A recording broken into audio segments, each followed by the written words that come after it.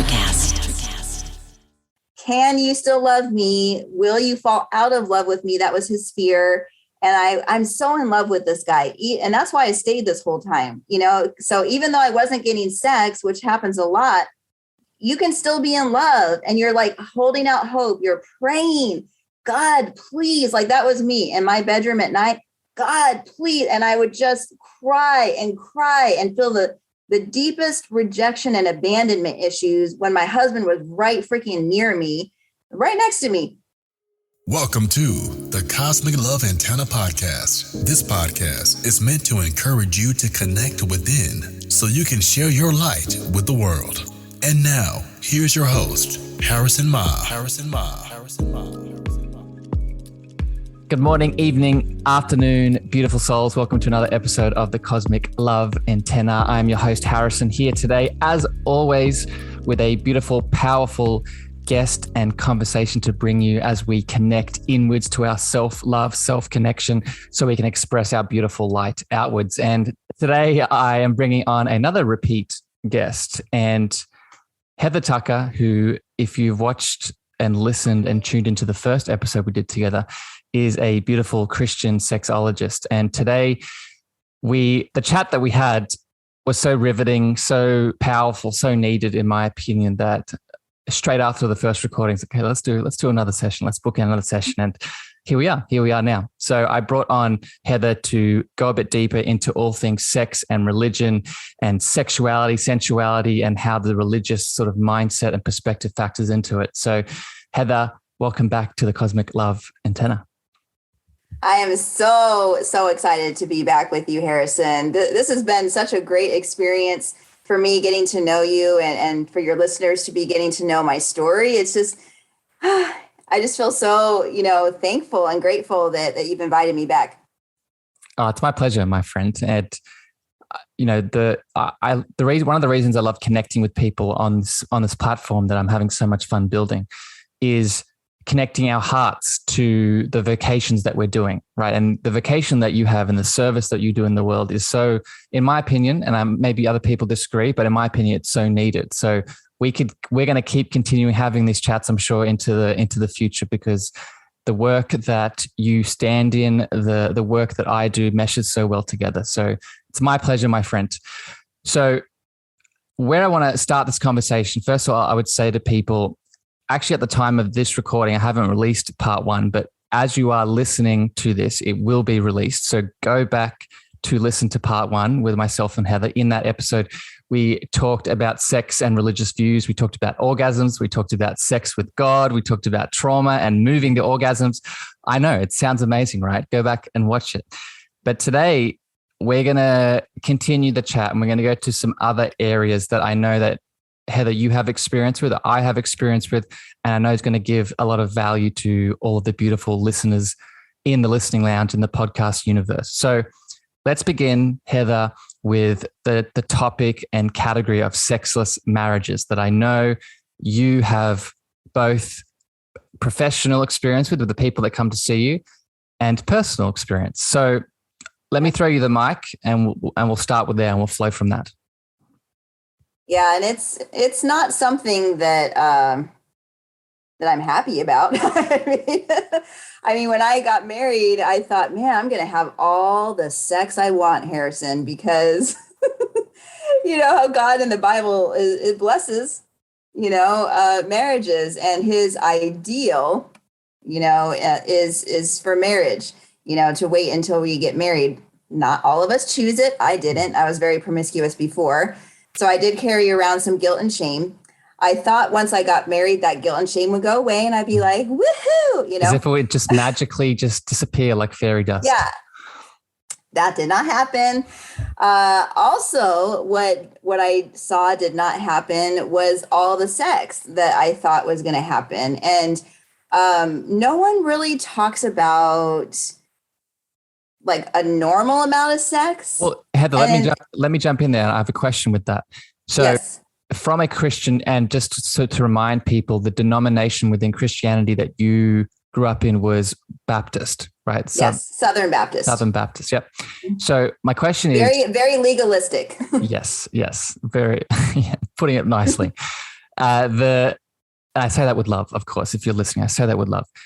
My question, Heather, is within your denomination and the religious teachings, is there teachings around what you just said? Is there teachings? Yes, there's teachings around what to do before marriage, but as you get into marriage, is there teachings around the sexual act and what it looks like? No.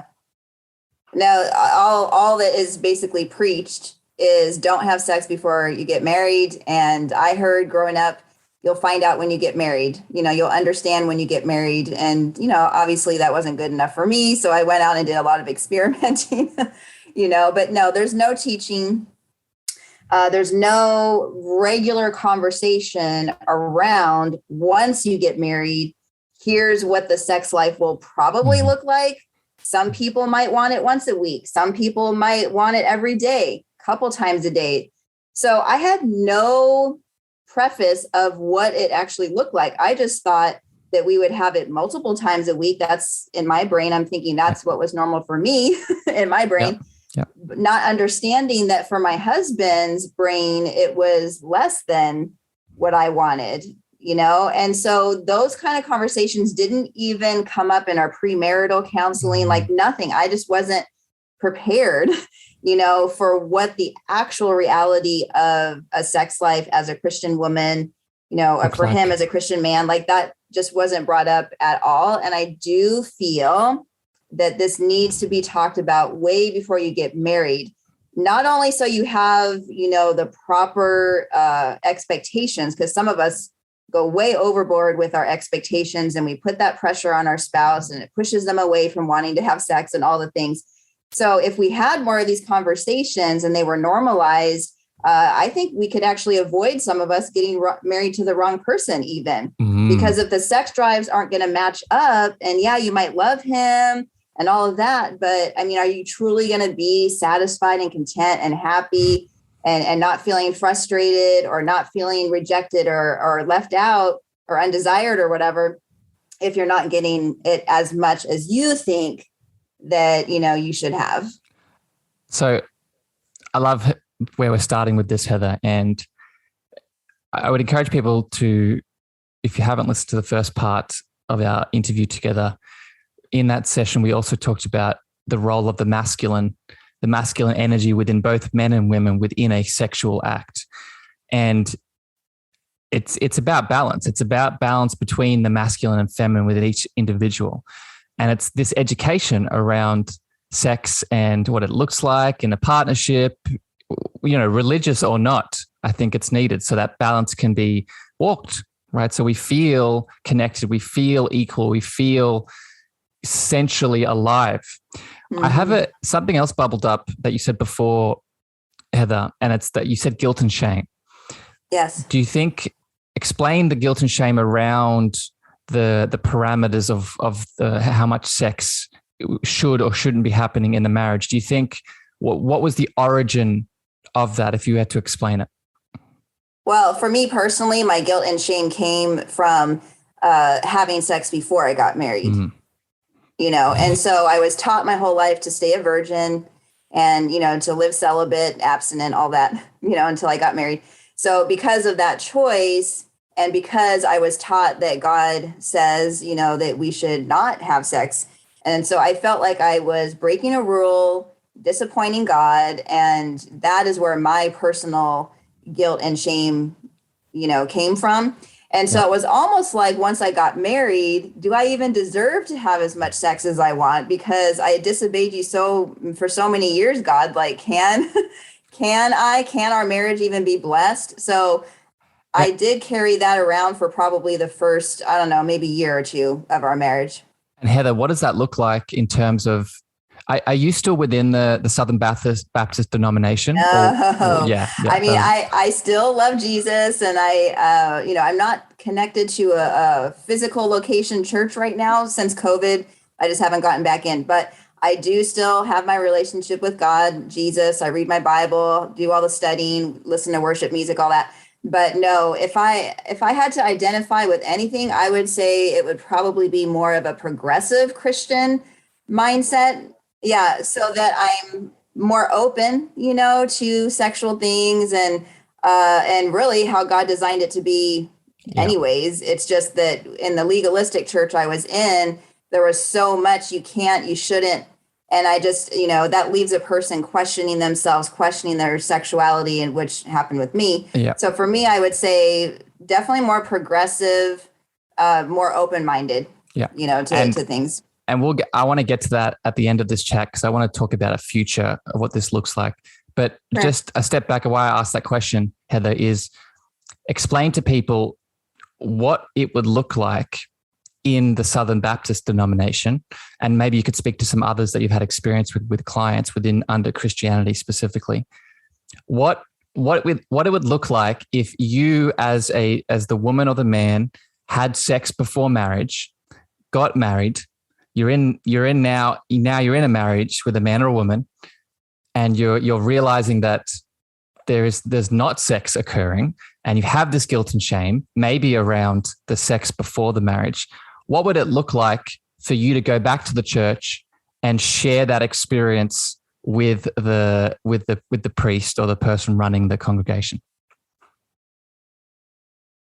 That has not come up for me. So would it be difficult? I have not had that experience. But if I had if it was open to me, and let's say, I don't know, I'll just make up a story. Let's say I was grocery shopping and I ran into the pastor that I grew up under.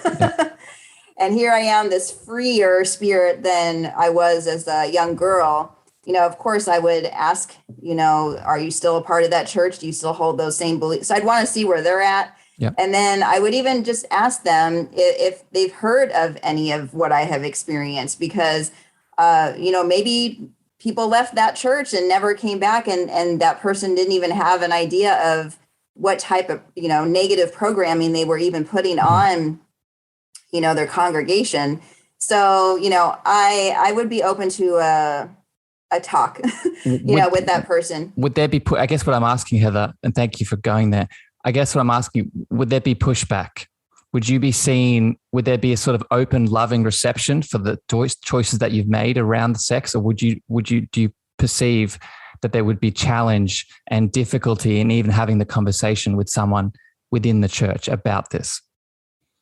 I don't know. Today there still is. Yeah. So, in with you, the question that you asked, if I went back to that church, I don't even know where they're at, these days. I don't know if they've opened, their teaching up to where maybe they have more of a regular conversation around sex. But today, in the church itself, whether it's Southern Baptist, non-denominational, whatever, Calvary Chapel, there's so many different kinds of threads of the Christianity, or different branches of the tree.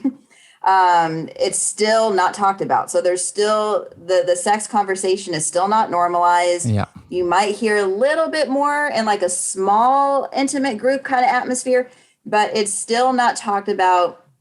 In premarital counseling, the pastor it's still not something, and so people are still carrying around questions, and they don't have answers, no one to give them answers. And that's still today, which does make my work so powerful and so needed, on an individual level, just to tell a person, hey, like, your desires are so normal. Your desire to be sexual is so normal. Like, people just need to hear it's normal. You're normal.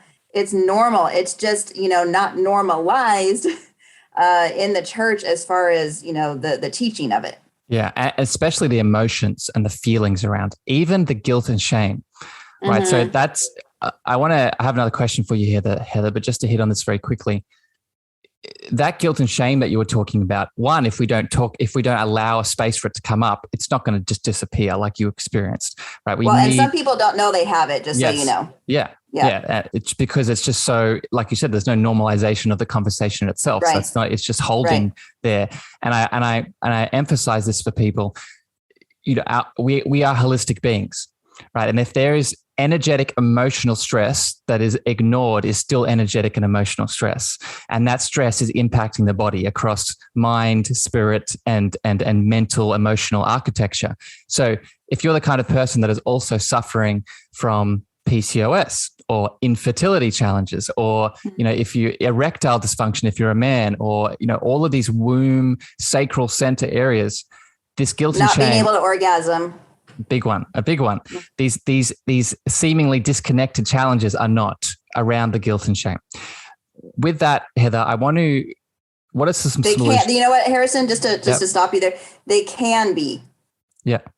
They can be the cause from the guilt and shame, because ED, if it's not physical, it's an emotional. Yeah. And so, a lot of those issues you just brought up, PCOS, ED, I talked about orgasms. Yeah. So we see an outward dysfunction. Our body's not working in some form of another, and so we think it's something medical a lot of times. And so here we're going to our medical doctor to try and figure out, why can't I orgasm? Why can't my husband get his dick up? And all these things. And once we go through all the blood work and then here they're prescribing medicine, of course, to try and fix you, which of course, a lot of times you don't really need. And so what you might not realize, for the listener that's listening, what you might not realize is, if you grew up in the church, you might be carrying around guilt and shame around the sex that you don't even know you're carrying. And now it's actually coming up with these symptoms, with, not being able to orgasm, not being able for your husband to get it up, and all of that. So I just wanted to stop you there, because that's a very, very important point for people to understand. Yeah. Could not have said it better myself, my friend. The body truly keeps score, and it keeps score and gives communications in many different ways. And it's up to us to decipher and allow that communication to move through us. Heather, I want to give some solutions here now before we move on to the next sort of topic I want to hit on. Let's say we are in a sexless marriage. Let's say we are a person of faith this is any religion, just so people know. We're not just not just sort of putting our direction towards Christianity here. We're just speaking from that space, because Heather, that is the experience that Heather brings. But I'm interested, Heather, from your experience helping with people, if someone is in a sexless marriage that has a Christian background, what are some solutions? How do we help someone through this to bring in more this beautiful sensual act into their marriage? Yeah, well, first off, I'll just tell you that the sex stops after there's been some emotional stuff. So normally there are some emotional reasons behind the sex stopping. And for us, we lived sexless for 12 years, right? A lot of that had nothing to do with the guilt and shame from the Christian faith, though. That actually was only the first couple of years, and we were actually having sex then. So I was able to overcome that, myself. Now, the sexlessness for us happened after we had a couple of miscarriages, and then we finally had our baby Josh, and, I was ready to have sex again. My doctor's like, go. And I was like, yes. And so I had actually climbed on top of my husband, just like I had that's what we normally do. And he actually picked me off of him and put me to the side. And I was very, very confused. I was very hurt. I felt rejected, in that moment. And he just said, he was tired or whatever. So then a couple days later, I tried again, and same thing. He was this is the start of how it happened. It went on for weeks and months of Heather, him saying let me ask you a quick question. Let me ask you a question with that. At that point of you feeling rejected and him obviously feeling something, what was the communication like about the feelings? I couldn't get anything from him. My husband is not a freaking talker. He's still like this, by the way. And so for me, as a person who wears her heart on her sleeves, and I'm very, capable of pulling out how I'm feeling and talking about it, and stuff like that, my husband is not. And so at that time, I didn't actually understand that came from a lot of his own background. But when I was in it, it was very frustrating, because I would say, what is happening? Why are you because I had gained some weight. So my first thought was like, is my body too big? Am I turning you off now? So I was looking at myself, like, what is it? And then I was like, what can I change, to make this better? And because he wasn't giving me anything to work with, I just would assume it must be my body. And so I lost all my weight, which took me about a year. I lost over 100 pounds. And then I still didn't see the sex start to pick up. So I'm like, what is even happening? So yeah, I had no problem asking him. He just would say, I don't know. I'm sorry. Like that's literally all he would give me for all of that time. Very difficult. And let me jump in here, Heather. So I'm happy you're taking it in this direction, because now we're getting into the emotional healing side of things. This is deep into the emotional healing. And I guess the first piece I want to add, if you're listening to this, male or female, and you resonate with this, sit with this idea of communication. And maybe you're going to get into this, Heather, this idea of honest but vulnerable communication. And I'll just speak from the masculine perspective, the man perspective. You know, I know there are a lot of limiting beliefs out there in the world, in the church and outside of the church, that being a physical man and expressing your feelings and expressing the real truth and the vulnerabilities behind how you are feeling, it can be seen as not manly, right? It can be seen as not a masculine trait. And from an energetic level, you could, there's a basis with that, like the allowing, the flowing, the being, the feminine sort of just expression. That is a energetic feminine trait. But as a male, as a physical male, we have access to that, and that still makes us a man. So, does this resonate, Heather? Does this fit into the story? Yes. Well, yeah, because I didn't find out until years later when we finally went to counseling after almost divorcing a couple times, that it came out that Chuck was scared to get me pregnant again, because he saw how hard it was for me to have those 2 miscarriages and everything that I went through with the loss and the weight gain. And he, by the way, trigger warning, okay, but he actually had to dig the baby out of the toilet, the second one. And so I never saw it. So he was very, very traumatized. Yeah. And he, of course, I'm sure didn't want to have to go, through that again. So the avoidance of sex for him initially was because, we finally had our miracle baby, Josh. And he's like, okay, now we actually have our baby together, because my 2 first kids are from my previous marriage. And so I just wanted to have him experience a baby from like birth, until like, firstborn. And so, but he was like, okay, we're done. Yeah. We're done. But also I don't want to have the surgery to actually say we're done. So his way of like the protecting not only himself, but me, was to not. And I don't think that he wanted to disappoint me by telling me, like, I can't actually do this. And so his thing was just to turn this whole emotional stuff, off. Yeah. He was still healing. He wasn't quite healed yet. I was not quite, healed yet myself. So it was, and so I see that now, that this is how Chuck processes things. And so now I do have an understanding that, we're not all going to process emotions the same way. Yes. Just because I'm always ready to talk doesn't mean he's always going to be ready to talk. And there's a lot that I've had to learn about how to be a wife and how to give someone that doesn't know how to communicate as well space to think, process, come up with their own, theories and perceptions and beliefs, and take that time to be ready to then come to you and actually have a conversation. So we're much, much better with this type of conversation than we were in the past.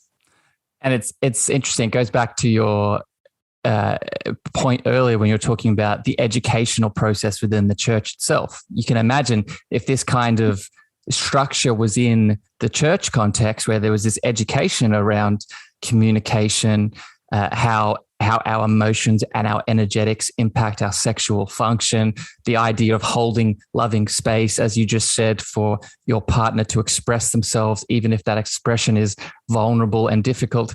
You can imagine how this would set up people to, and I don't think we need to have a life devoid of challenge and pain. That's why we're here.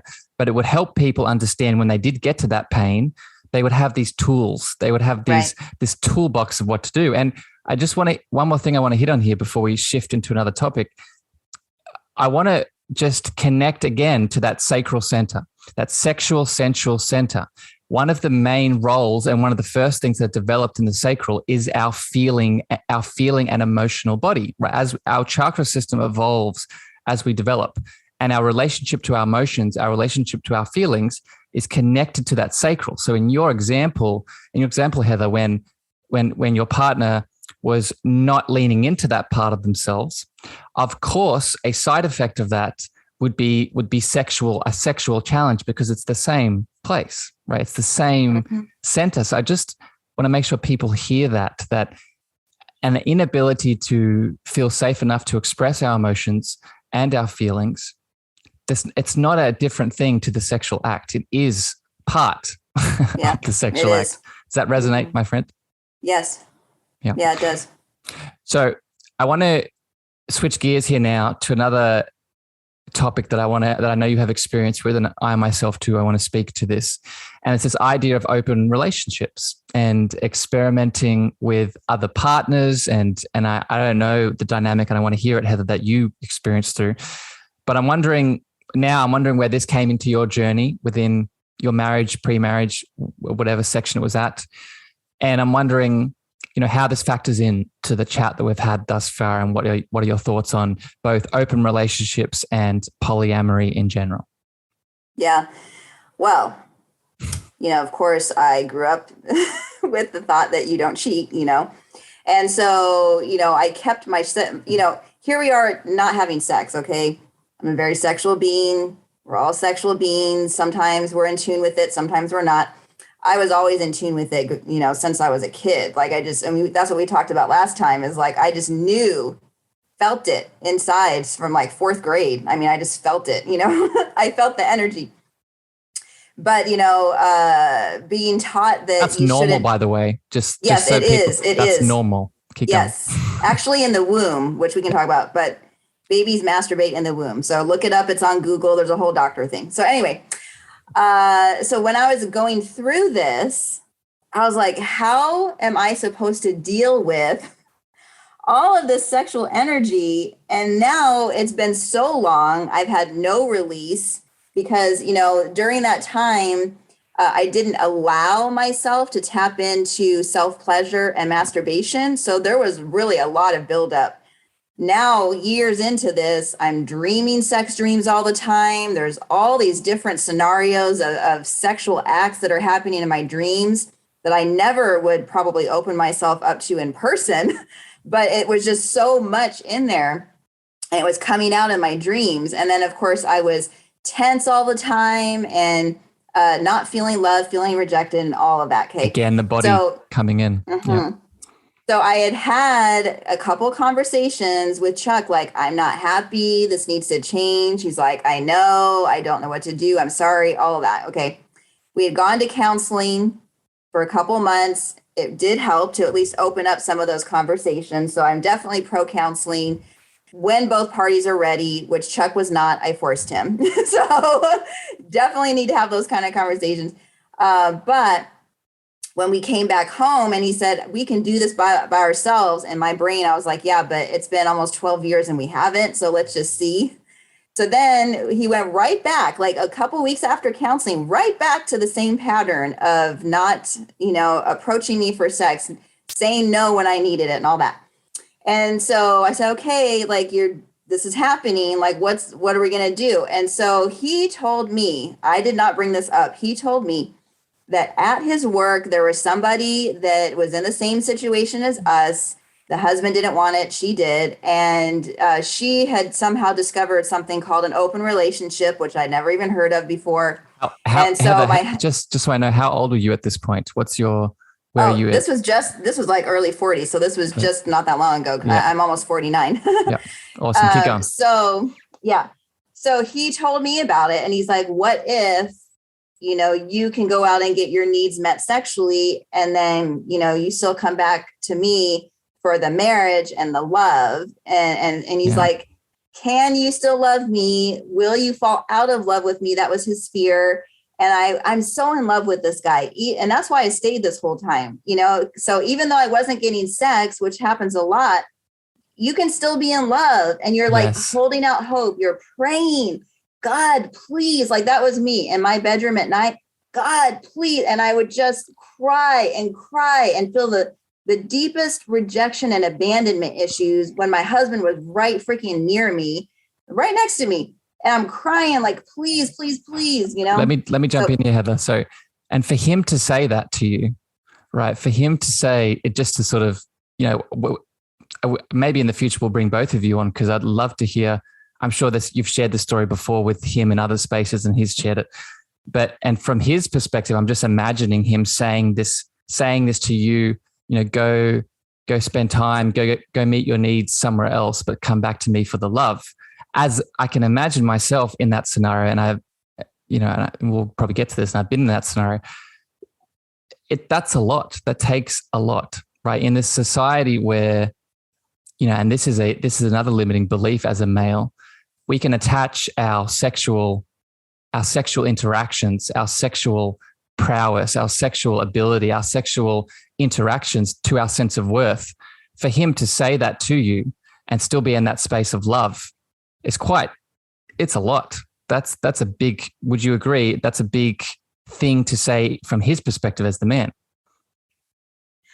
I'm sure that it is, but at that time I was just so done that I didn't even think about him. I was like, we're solving this or I'm leaving. That was where we were at. And so I think for him, it was more like, I don't want her to leave, you know, and I want to save, you know, what we have. And, you know, he's always been such a great provider and he always wants to make me happy. And he's like, if this will make you happy, then, you know, let's open this up. And it was more like a test, you know, let's see how it works, you know, kind of a thing. And, how did it go, Heather? Well, we put some parameters around it, you know, so it was nice to feel like I didn't have to sneak around. That's because I don't like that feeling of cheating, you know, and the feeling of hiding it and being secret and not getting found out and all that. I didn't want. There was open permission and communication about it.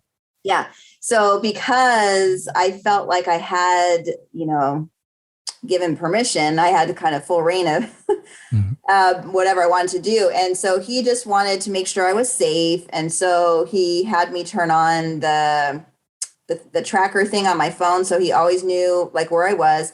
He didn't want to know who it was. You know, he didn't really want to know like what we actually did, but he could see, especially in the beginning, because it had been so long, like, dude, I went freaking crazy. Like I was like, you know what I mean? Like I actually started to feel alive again.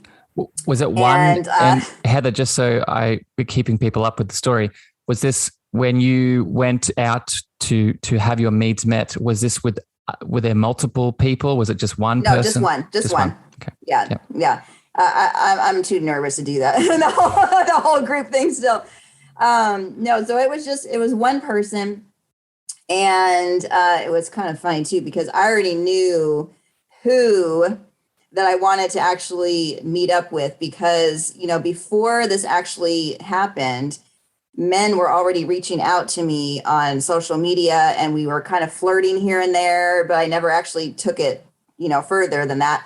So when Chuck gave me permission, I already knew. I was like, dude, I already know like who I'm going to reach out to, which I did. And very open, this person, you know, and he really helped to wake me up. Like I actually felt like I was coming back to life, not even realizing that I was dead before. But now because I was having this experience, I realized that I was literally emotionally and sexually dead and just existing. And this person helped to open me up. Allow you to be normal. And the sex was, of course, freaking bomb. It was amazing. The only thing that I noticed that was happening was I wasn't orgasming all the time with this extra person. Now I was pretending, which I talk a lot about faking. I've never had to fake it with Chuck. All the years we were married, literally, we'll talk about this, but literally I always orgasm with Chuck, always. So for me to not be able to have an orgasm when I was used to having regular orgasms when we did have sex, it was weird. I'm like, why am I not able to orgasm? And I get all up in my head and all of that. There was a handful of times when I did, but I was really relaxed and we had more time and I didn't feel the pressure to come back home. And then this person I was with didn't feel like he was in a hurry to go back to his whatever life, and stuff. So. And let me jump in here, Heather. So I have a theory here. I have a theory with this, and this is actually where I wanted you to go. I'm happy that thanks. So first of all, thank you for sharing that story. And I hope the listeners are tuning in and really connecting to your vulnerability. And just a quick question, Heather, do you share that with clients? Do you share that with people that come to see you, that story? Yeah. Yeah. I feel it. Part of my program is a whole section is on open relationships. Yeah. I love it. I love it. I can feel it because it's powerful. So a couple of things. I want to just bring the listeners' attention back to something we talked about in the first session, our first recording together. And it's this idea that sexual energy is creation energy. And we as spiritual beings having a human experience, we are made of creation energy. So when you're describing this feeling of deadness, I think it's a very apt description, because when we are not leaning into our deservedly powerful, sensual, sexual energy, we're cutting out a big piece of what we actually are. And we need to be mindful of this as individuals with self-pleasure and also in relationships, right? We need to create the space for the sexual being to come out. That is why, and you connected to this before with the masturbation in the womb, right? Sexual acts and self-pleasure and sensuality is a part of our development. It's a part of our childhood. It's part of the inner child. It's all of those things. But let's hit on the orgasm element here with the open relationship, and I want to test a theory. I'm going to share my experience here with you, Heather, and then I want to pass it back to you to see your thoughts. So I too have had experience with open relationships and polyamory, multiple partners at the same time. And maybe people listening have read the book Sex at Dawn. And I think there is a conversation to be made around our evolutionary pattern as a human, and how when we used to live in tribes and communities back in prehistoric past, a big part of those dynamics were multiple partner relationships. However, what I often feel that these kind of chats overlook is the deep spiritual connection we have with someone who we're intimate with at a very deep level. And when you're in an open relationship and a polyamorous dynamic with multiple partners, I'm not saying that this is not possible. I'm not saying it's not possible to reach a very deep and powerful spiritual, sensual connection with all of them. But it takes a lot of work.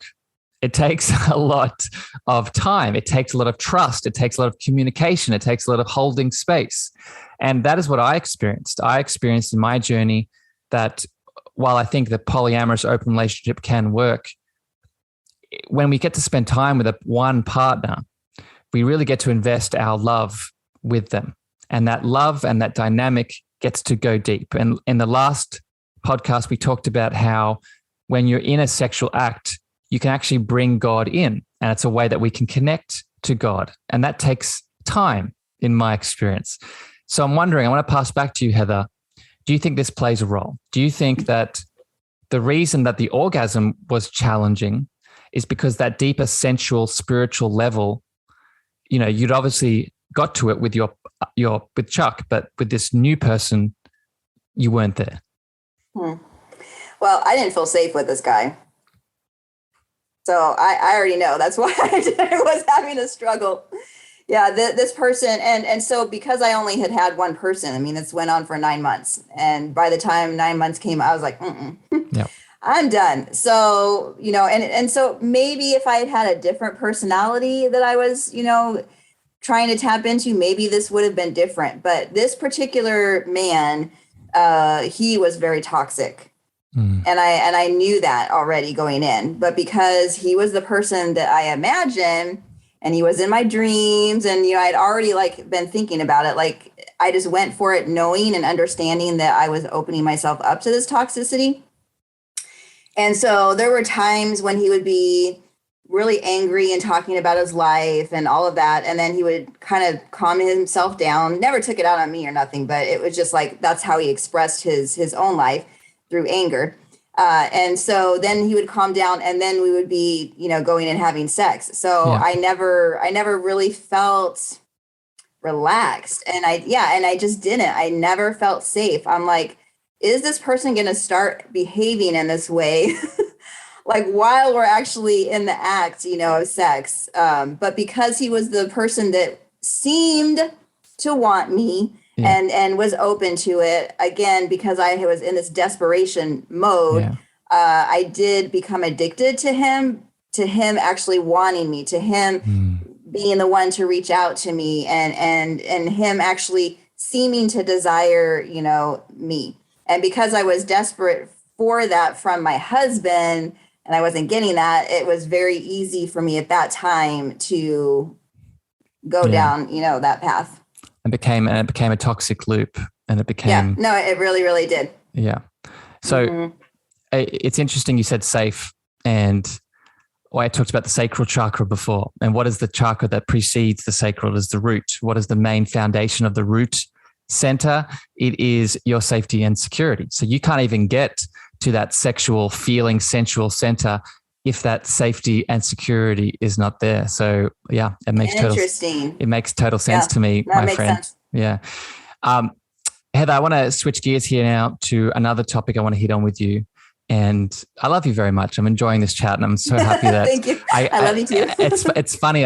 When I first started this podcast, I didn't imagine where it was going to go. I had some ideas, and it's just so nice, this kind of dynamic that we're having. It's such a wonderful, important chat that I hope everyone's getting value out of. So the other topic I want to hit on with you here is jumping from a religious faith to atheism.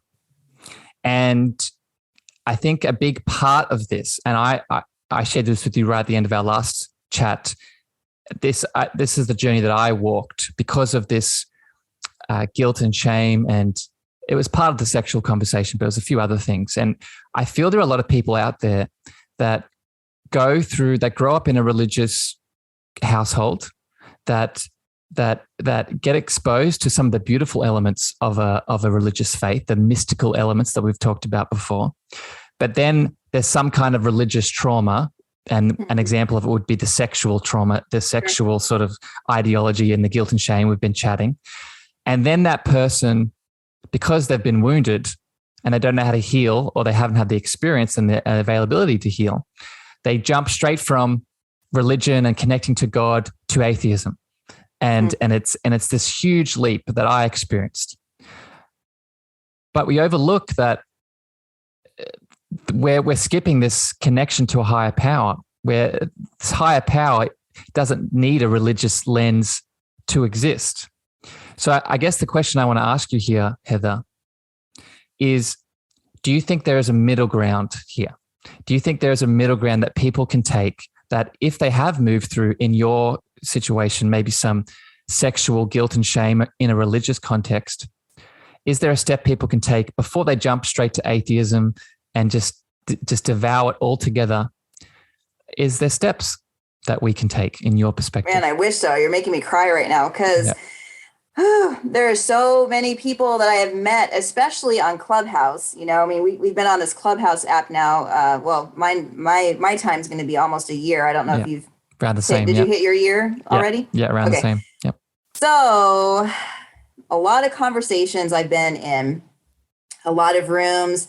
I've been a part of several summits, orgasm, international orgasm day. I mean, all these different places where I'm meeting up with other like-minded individuals that are also helping people with their sexuality, and listening to their stories. Okay. Seriously, there was like 7 of us this one time in a summit about orgasms. We were sharing different aspects of orgasms.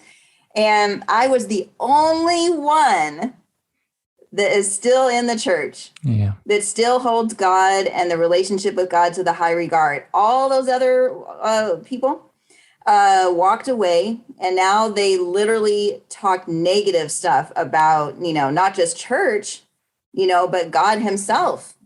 And they even have gone as far as denying the fact that God made them and all of that, And so it saddens me. It breaks my heart.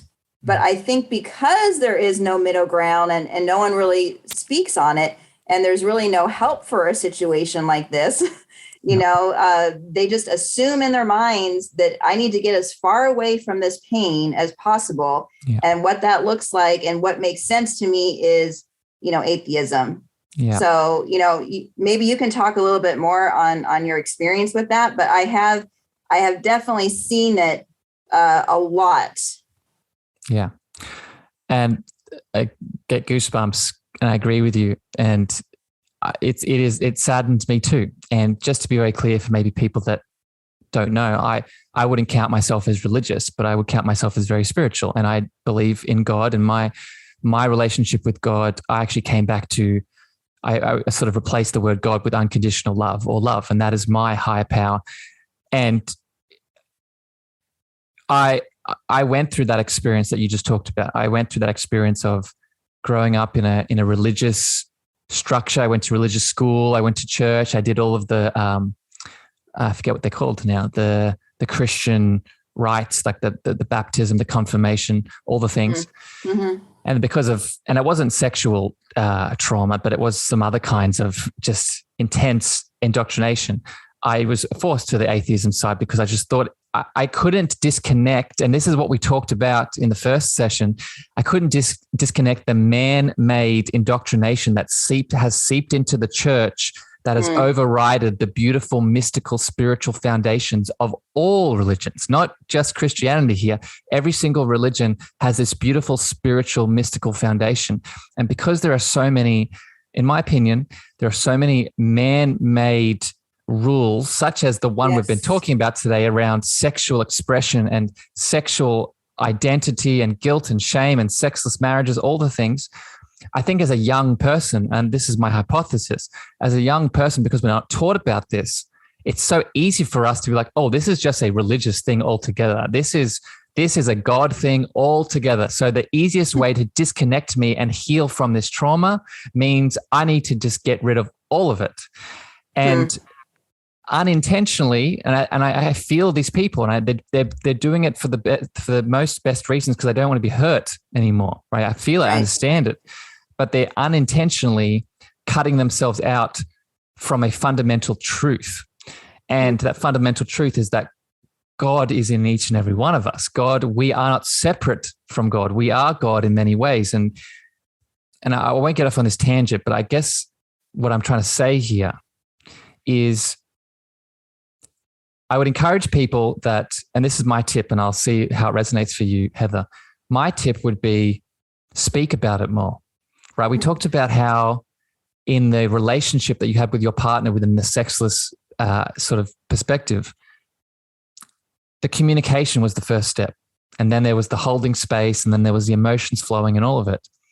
So I'd encourage people that have been through this process to find a safe space where you can express this experience, because there is not only when you do that will it start to heal you in itself, but most likely you'll find other people that have been through this, other people that have been through the same thing.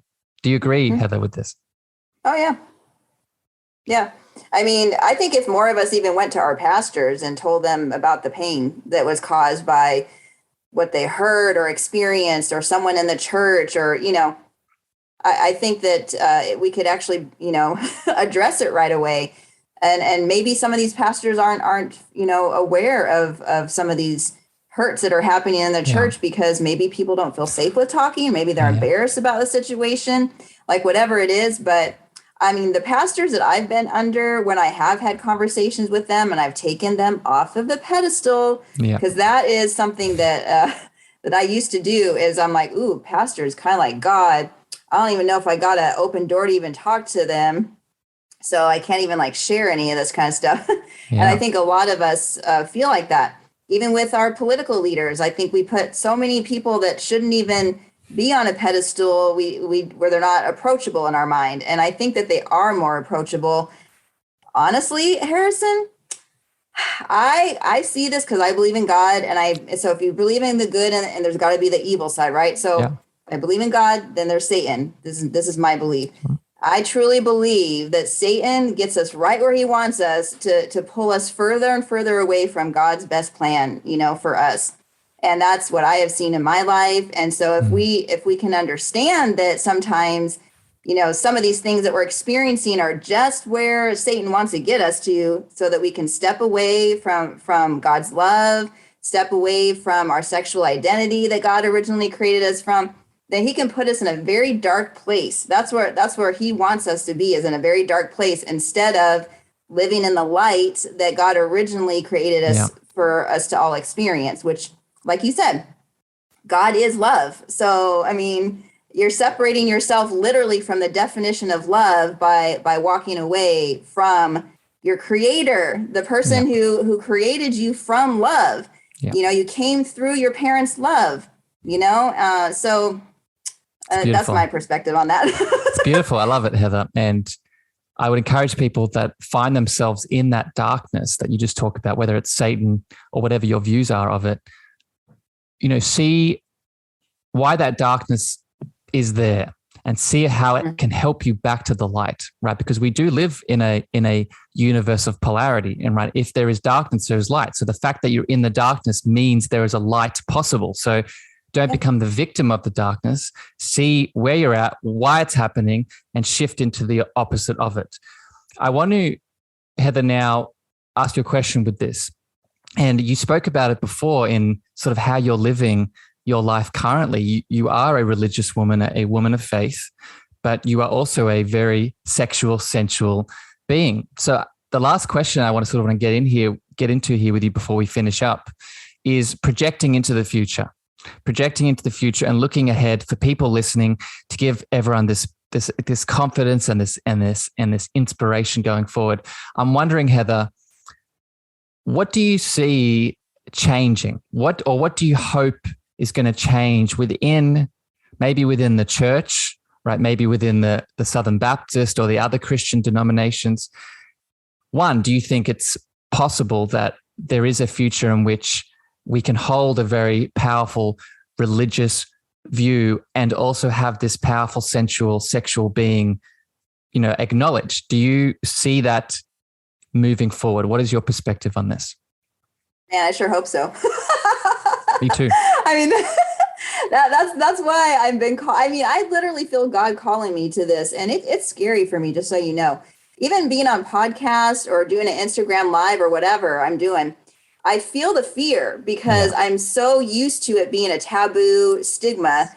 So I myself have to do a lot of belief work. So even before I hit play on anything I'm doing, I have spent some deep time with God. I've gotten to the core, my center, and I can feel the belief system that needs to be, where I need to be before I actually start talking about it, because it's still such a weird time, but yeah. And my vision for the future, FYI, if anybody knows TD Jakes or Stephen Furtnick, please reach out to me, because I literally want to be on their couch having this conversation in front of like millions of their people. Who are they? Those are two very famous pastors. You can find them on YouTube. They have real huge churches, and they're more on the progressive type of side. And if I did live near them, that would be the church I would go to because I love them powerful. So much. Yeah. So I love it. And, I hold this vision too, Heather. I hold this vision too. And going back to what you said about, standing strong in your faith and your belief systems as you get out into the world to share these perspectives. I want to maybe explain that for people, because I was wondering that, Heather, before we go on this chat, posting some of these topics just on the social media platforms in itself, I think can be challenging due to the censoring and the just sort of the sensitivity of the platforms in general. You don't even know how many times I've gotten restricted on my accounts because of it. So yes. Yeah, I can imagine. And I think a big part of this, just so people maybe have a foundation of understanding with this, if you've heard me talking on the podcast before, you've heard me discussing the inner child. And the inner child is an archetype. An archetype is the language, the root language in which consciousness expresses through all of us, right? So we all have these archetypes. We have an inner child. We have an inner mother. We have a teacher. We have a student. We have a, you get the idea. The archetype that is fundamental to all of them, that is probably archetype number one, is the archetype we have. It's called the Imago Dei, or the archetype with a higher power, with God, with the universe, divine consciousness, whatever your name is for it. So the reason I'm bringing this up, Heather, when you get onto Instagram or Clubhouse or wherever you're talking, and you're talking about, you feel this, resistance and this fear, it's because all of us have this dynamic within us. There are many of us that have it wounded, as we've been discussing this whole past 2 sessions.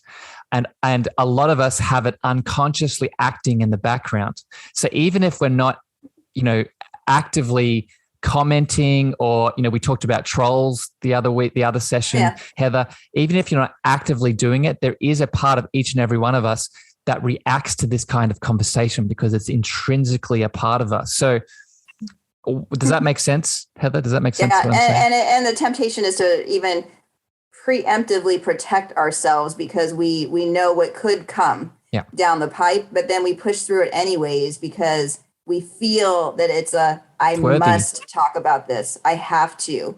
Yes. And I would encourage because people need to hear it. Yeah, I would encourage you, Heather, and I would encourage every single person listening that fear that comes up around it is an illusion, right? That fear that comes up around it is just for many of us, it's a trauma response, whether it's from this lifetime and that's the other side of this Imago Dei and this relationship with higher power and the trauma we have around it is like generations, right? Just think of how historical the church has been in our human evolution. And if you think you have it bad right now in this existence, imagine what it was like to be a woman 300 years ago in the church, tuning into her sexual being, right? Just one example. Mm-hmm. So I love you, Heather, and I appreciate this chat that we've had today. I want to throw it back to you one more time to wrap up, the first episode we did and the second episode.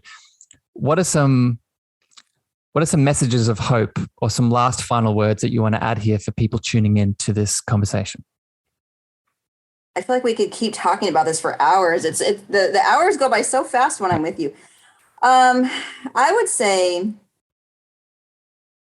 that the main thing that's coming to me right now is understanding that there's a difference between God's love and human love. And so I think a lot of times we think what we need is from other humans, and we think that they're going to fulfill what's missing in our lives. But you quickly find out, like I did after the 9 months of open relationship, it's not there. It's non-existent with another human. What we're really, really needing and what God is calling us to is his unconditional love. He literally is the only person that will completely fill up our missing spaces. And when we're out in the world trying to fill them up with other things, whether it's relationships, drugs, alcohol, whatever, you're very quickly going to find it only is temporary. And then you need more, and then you need more, and then you need more. And it can become an addiction. You can even get addicted to people, friendships, because you're looking to them to try and help you feel better. When really you can just look inward. You have everything you need inside yourself right now. All you have to do is give yourself permission to tap in. And that would be my encouragement as we end out today. So beautifully said, my friend. And I think that's a beautiful summary of the chats that we've had and your time with me here. Heather, thank you for coming on. Thank you for having this chat with me. I hope it gave all the listeners out there in the listening lounge some value, some extra perspective. I hope if it triggered you, I'm happy. If it didn't trigger you, I'm happy. If it brought up some love, if it brought up some anger, if it brought up some guilt and shame, then let's move through that. Let's move that through together. And it's people like the beautiful Heather and myself that are really making the intention to make that occur. So I love you very much, my friend. Thank you for being here. Beautiful listeners out there in the podcast world, thank you for tuning in. I'm wishing you a wonderful morning, afternoon, evening, wherever you are in the world. And we'll catch you next time here on the Cosmic Love Antenna. Bye, everyone. Thank you for listening to the Cosmic Love Antenna podcast. We hope you enjoyed. Be sure to follow Harrison on Instagram, Twitter, and Clubhouse at Harrison Ma. That's Harrison, MEAGHER.